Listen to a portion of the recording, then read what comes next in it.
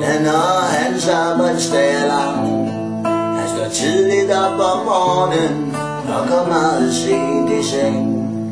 For Kvang har nok at se til skønt, han bare er en dreng.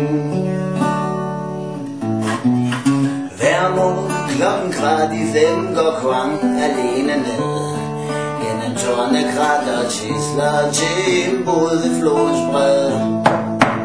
Vandet det er mørkt og koldt, og familien har gæld, så han dykker efter perler, for det meste uden held.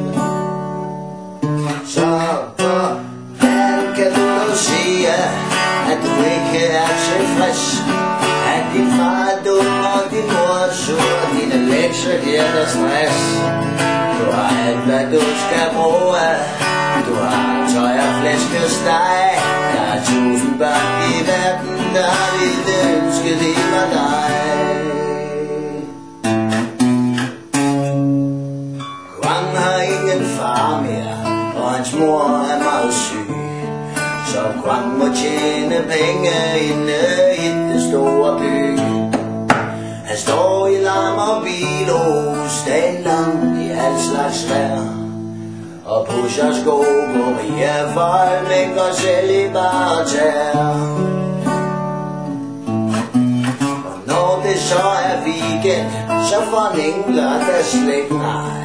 For om lørdagen, der knokler han på den støjende fabrik med ledninger, der skal klippes ud, og den klarer lille Kvang. Men han må bruge sine tænder, for han har ikke nogen tang.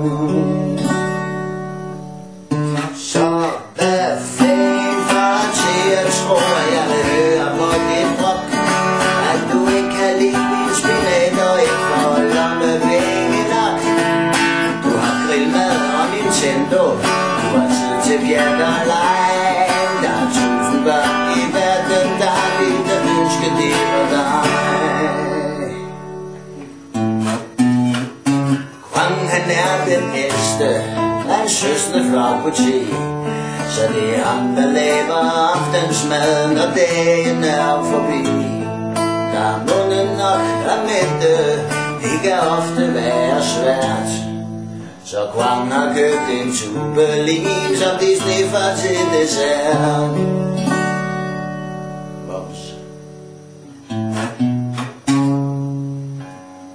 Kvang har lagt de små i seng, så er han selv så dødsens træt.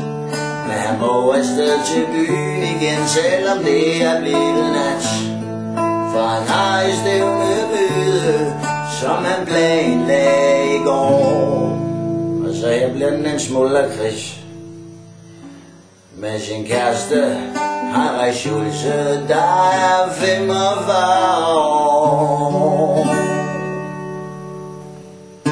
Så hvordan kan du fortælle mig, at du har et dårligt liv? Er du sød og prøv at se det i et større perspektiv? Og tænk på andre end dig selv, så det lager af min sang. Husk på, du har det godt, hvis ikke du har det ligesom Kvang.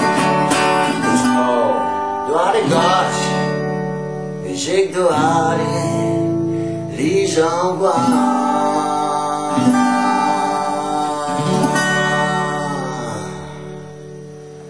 Så kan I lære det.